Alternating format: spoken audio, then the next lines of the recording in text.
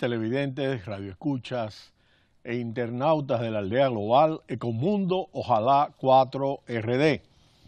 Vladimir Putin, de 65 años, ha ganado las elecciones presidenciales rusas el pasado domingo con su mejor porcentaje de la historia, un 76,66% de los votos, con el escrutinio casi finalizado con un 99,8% de los votos.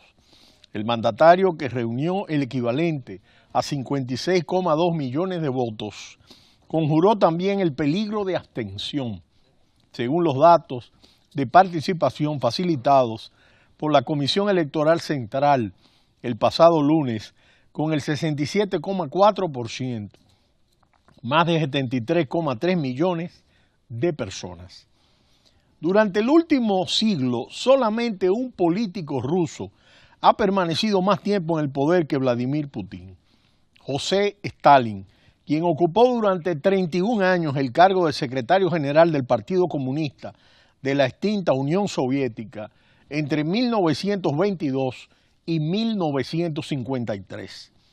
Tras su victoria en las elecciones del pasado domingo, Putin ocupará la presidencia de Rusia por cuarta vez hasta el año 2024, cuando sumará 25 años en el poder, si se cuentan los casi 5 años en los que fue primer ministro.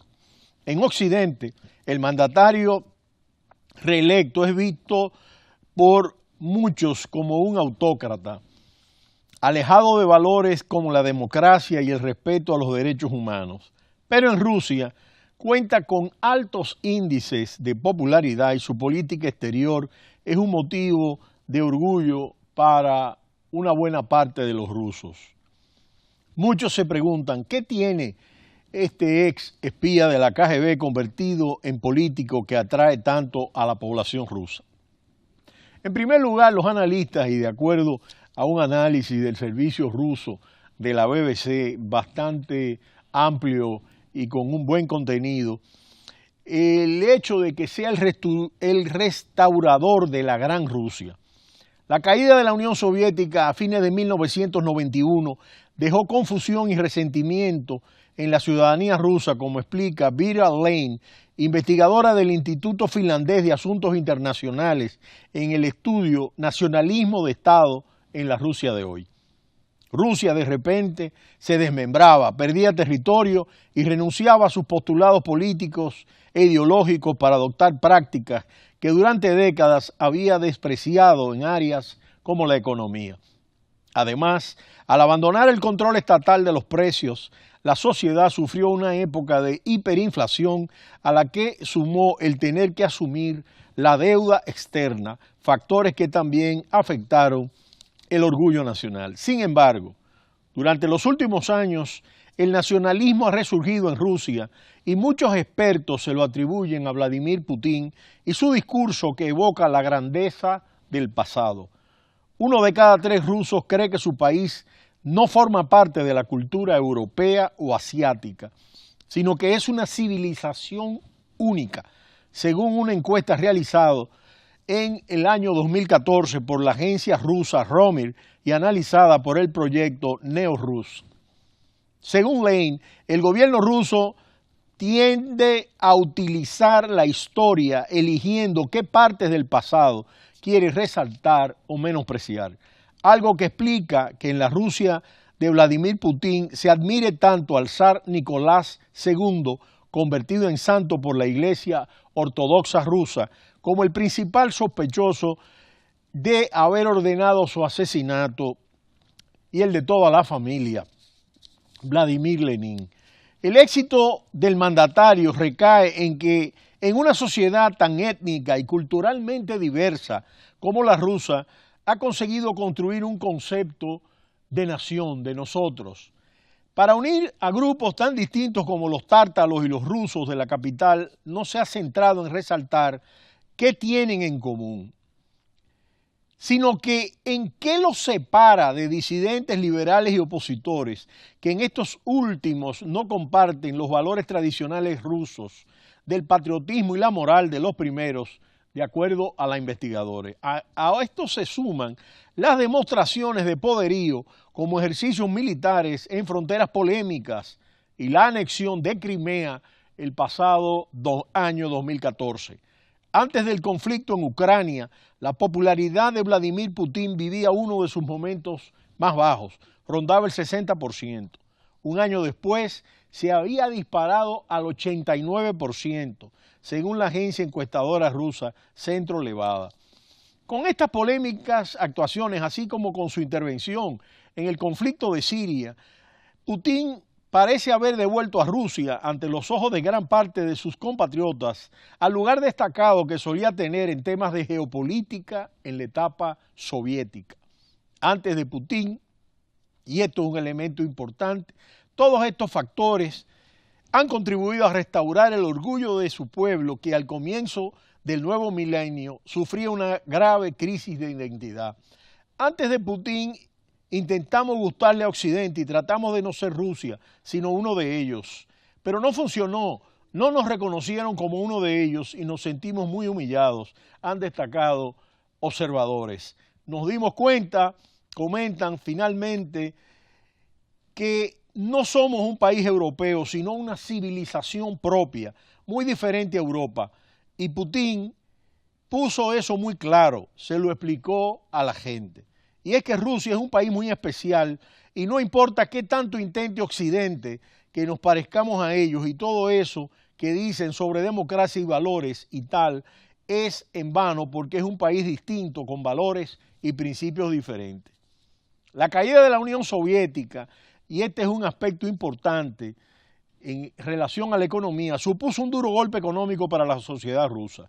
El Producto Interno Bruto per cápita se redujo de $3.485 en 1991 a 1.330 en 1999, una caída equivalente al 38%, según datos del Banco Mundial estimados en función del valor actual del dólar. Sin embargo, en el año 2000, cuando empezó la era Putin, la economía comenzó a crecer. El PIB per cápita aumentó hasta alcanzar su máximo valor en 2013, con un valor de $16.000. La proporción de rusos que viven bajo el umbral de la pobreza ha pasado de 33,5% en 1992 a 13,% en 2016, de acuerdo al Servicio Federal Ruso de Estadística. Durante el gobierno de Putin también aparecieron los primeros multimillonarios rusos que ahora rondan el centenar, de acuerdo a la revista Forbes. Si bien desde 2013 ha comenzado un retroceso en la expansión y la reducción de la pobreza, la sociedad rusa todavía asocia la bonanza a Vladimir Putin y no ha olvidado las penurias sufridas en la década de los 90. Valores como la democracia y las libertades quedan en un segundo plano ante el bienestar económico.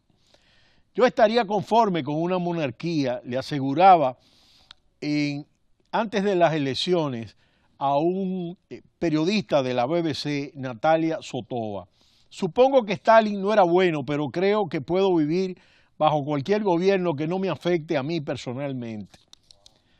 La gente interpreta a Vladimir Putin como un elemento permanente en su concepto de mundo, no como un líder político que va y viene. Según Valentina Levina, la suya es una nación muy grande, la rusa, así que necesitamos poderes fuertes y centralizados. Simpatizantes del mandatario sostienen que lo que le gusta de Vladimir Putin es que es un líder fuerte. Yeltsin comentan, sentíamos vergüenza de quien estaba gobernando el país, pero Putin representa fortaleza y eso es muy importante. Ya no estamos avergonzados. Pero no todos los que votan por Putin simpatizan con sus políticas. Algunos rusos optan por mantener el status quo ante el temor de que el nuevo escenario sea incluso peor. Muchos son gente educada y muy inteligente, pero tienen miedo. Creen que la población no será capaz de elegir a alguien que pueda mantener a Rusia unida y que el país acabe desmoronándose. En la Rusia actual, el poder y el liderazgo están centralizados en la figura de Vladimir Putin, que sus ausencias de la esfera pública generan preocupación en el país. Su equipo se ha encargado de construir una dinámica como demuestran las frases del actual presidente de la Duma, es decir, del Parlamento. Volodymyr. En la actualidad, sin Putin no hay Rusia, o cualquier ataque a Putin es un ataque a Rusia. De manera que lo que nosotros hemos visto en las elecciones del pasado domingo, con esta altísima votación que ha logrado Vladimir Putin, es que indiscutiblemente ha puesto su hegemonía, su poder sobre la centralización de Rusia y ha logrado enrumbar en torno a la geopolítica, en torno a su intervención en los conflictos globales, y esto ha planteado un elemento importante a la hora de los rusos valorar la gestión de él en el poder, que ya prácticamente es la más dilatada fuera del líder y dirigente soviético Stalin. Pero será hasta mañana cuando volveremos en Ecomundo, ojalá, 4RD. No le cambie, cita cultural.